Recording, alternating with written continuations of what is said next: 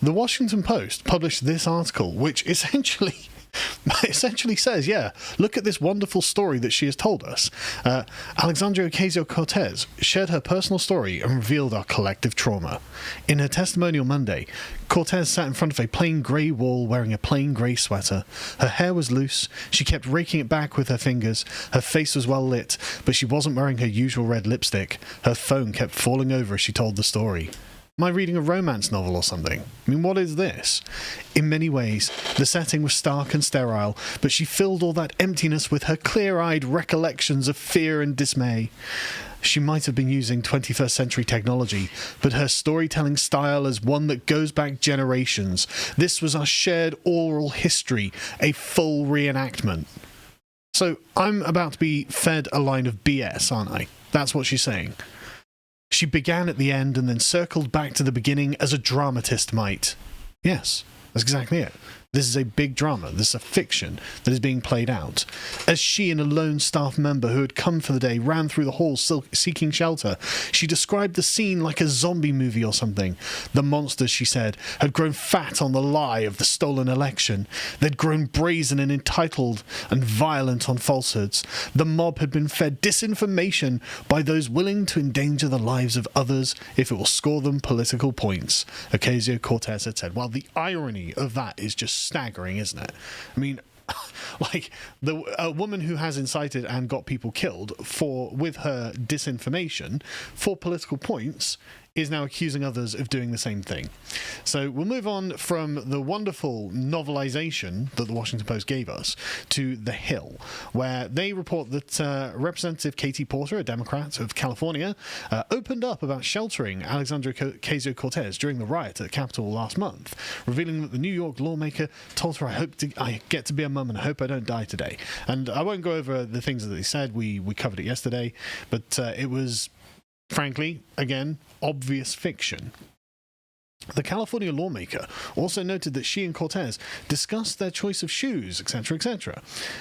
She says that what had happened is that Cortez was waiting in her office for 6 hours during the riot and that no law enforcement or other officials came to check if they were safe. Capitol Police never accounted for every member's safety, so we heard voices in the hallway. We didn't know who they were, whether those police were officers or whether they were intruders, so we just stayed dark. I hoped they would just run on by. So she added that the Capitol Police did not also provide instructions for lawmakers to go and shelter as they first evacuated buildings on Capitol Hill. But so we've got a pretty clear picture of what happened there. Alexandria Ocasio-Cortez, as she says in her live stream, she went from her office over to Porter's office, Katie Porter's office, and then stayed there for 6 hours. Cut and dried. We know exactly what happened. That's very, very clear timeline. Very firm locations were given. And so we can just look up where these locations are, because it turns out that if you go to the White House, the government websites, you obviously have the addresses of their offices just as public, in the same way that like all representatives have all of these things public. And so if we just look this up this address on Google Maps, we can see that it's there. And if we zoom out just a little bit, please, John, if we can zoom out on that, we can see that just above is the United States Capitol, about, I don't know, like 700 feet away, something like that. So it's a completely separate building in a separate area across the street that Alexandria Ocasio-Cortez was. And in fact, we know exactly where AOC's office is, again, from the same map, because it's marked on Google. The office of Congresswoman Alexandria Ocasio-Cortez. So she went across the street at some point, it seems, which, again, is not next to the Capitol, not at the scene of the action or anything like that. And so when she said that she was being threatened by protesters and they were hunting her, no, they weren't. They absolutely weren't. They were not storming her offices. They were storming the US Capitol. This is a lie. It is just a provable lie. It doesn't even take very much to demonstrate that that's a lie. Anyone with a computer can do it. Literally, not even a computer. Anyone with a phone, anyone who just walks around this area will be able to see that this is a lie. she's not telling the truth, which I assume is the reason for the novelization of events, because it's just not factually accurate. So going back to the Hill, they say that Ocasio-Cortez recounted her experience during the Capitol riot while live on Instagram Monday night. She said that she was in her office earlier in the day before sheltering in Porter's office when she heard banging on the doors. She told viewers that she hid in the bathroom and heard a man yelling, "Where is she? I thought I was going to die." You have a lot of thoughts. I think you're in a situation like that, and like one of those thoughts is, I just really felt that if this is the plan for me, then people will be able to take from here. But the thing is, as the Hill report, the man was identified as a Capitol Hill police officer. So we were joking yesterday. Imagine if it was security shouting, Yes. "Where is she?" It was. In her paranoid fever dreams, she had imagined that it was MAGA hat wearing death squads that were breaking into her office, which isn't even on Capitol Hill, and in the Capitol building, and nothing happened. She was not attacked, and it was the police who were looking for her. And in the dramatic retelling of the movie that was clearly playing in her head, as Vox.com reports, in fact, Vox's reporting on this is actually even worse than the Hills. Completely uncritical. Let's not even question what happened. Not even just completely uncritical, openly factually inaccurate, right? So they're describing what she's talking about in her live stream, saying, she ran over to an aide who told her to run and hide. She takes shelter behind her bathroom door just before the pro-Trump attackers break into her office and make it clear they were coming for her. I just hear these yells of "Where is she? Where is she?" There were no pro-Trump attackers. There were none. It was the security. It was the police officers. But they are reporting it as pro-Trump attackers breaking into her office. With this level of lying and disinformation, what can be done?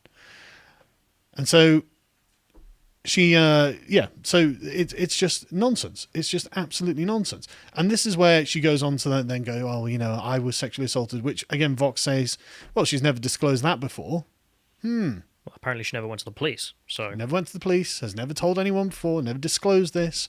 So suddenly she's a survivor of sexual assaults. Considering it's in the same monologue, which was now lie. provably a lie, I'm going to just assume that she's also lying about that. Yeah, I've got no reason to believe her.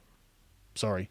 The way that she described the police officer, though, again, indicates the kind of state of mind that she and her colleagues and staffers have. It's really weird. I don't understand why she would try to essentially paint the police officer to be a Nazi, but that's kind of what she's done here.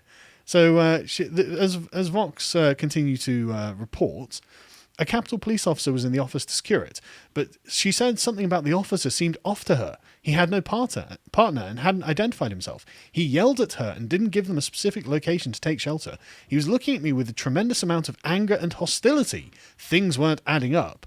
I don't know if he was there to help us or hurt us. Eh? Like, some terrorist had come in dressed as a police officer?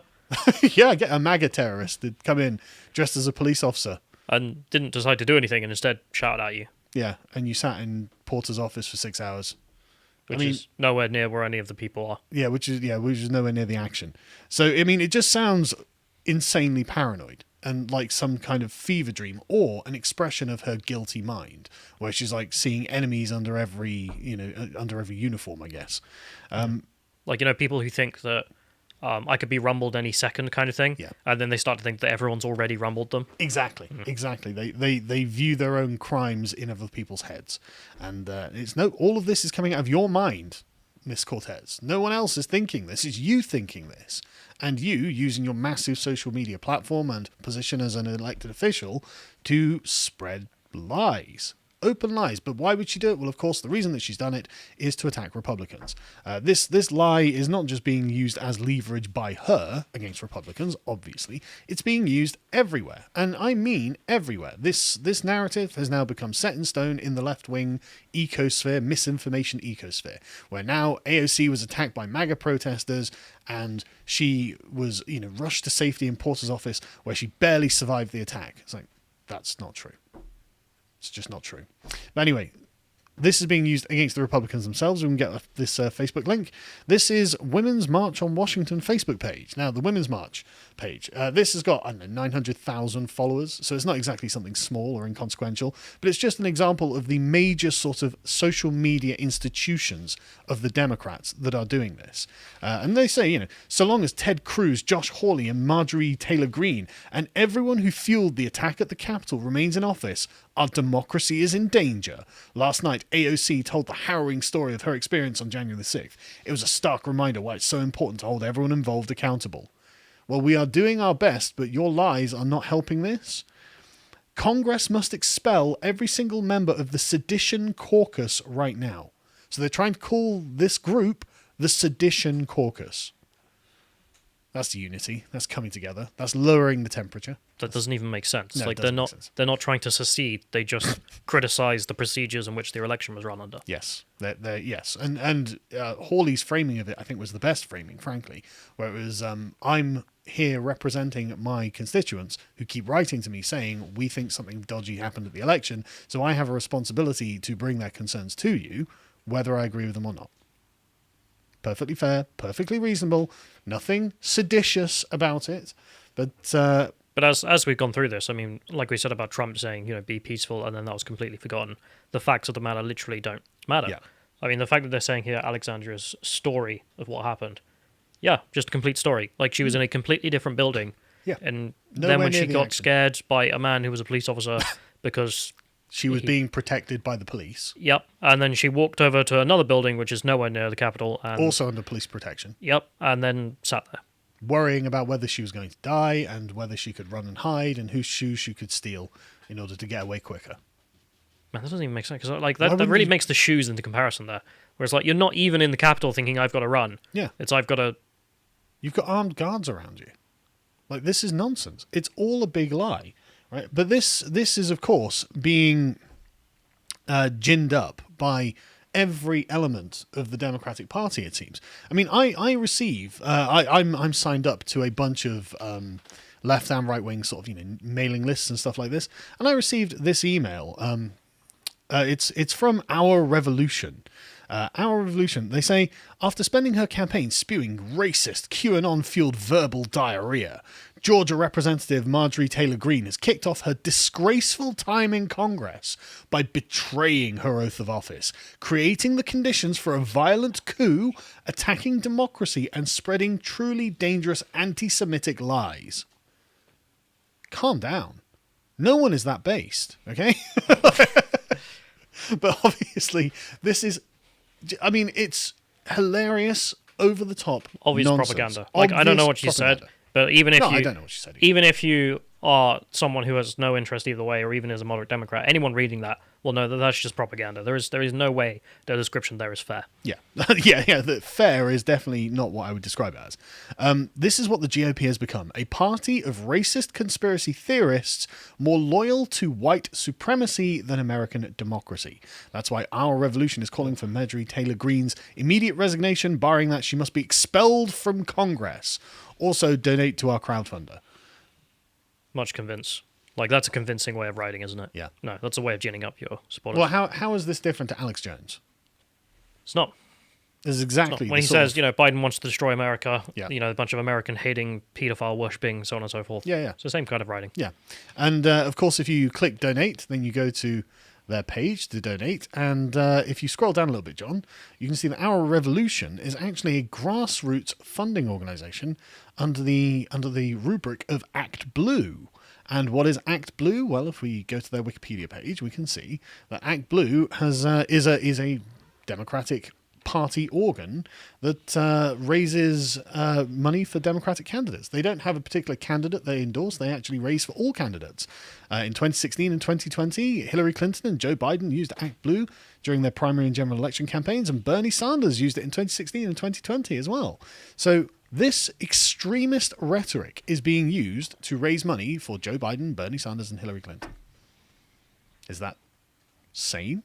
Is that good? Is that healthy for democracy? Is that something to which the Democrats will ever be held to account? Are any of these lies ever going to be addressed by anyone? No. Absolutely not. Just march on. march on. I mean, we saw this throughout the BLM protests. I can't remember which organizations, but a bunch of them were attached to ActBlue as well. Yep. And people were figuring out, well, you're giving your money to Black Lives Matter, and instead, you were just giving it straight to the Democratic Party. Exactly. So a lot of these donations made by billionaire companies, just party donations. But it's this kind of rhetoric that is genuinely going to be the destruction of the Republic. I mean, it is insane, hyper-partisan, and being used to radicalize the base in order to extract wealth from them. So you're going to have this radical, and an absolutely radical view of the Republican Party, not as another, just a fellow Americans, but as traitors, conspiracy theorists, white supremacists, all of these other just smears, frankly. And so that's where American politics is at the moment, and it's pretty bad. I think things are not going to go better.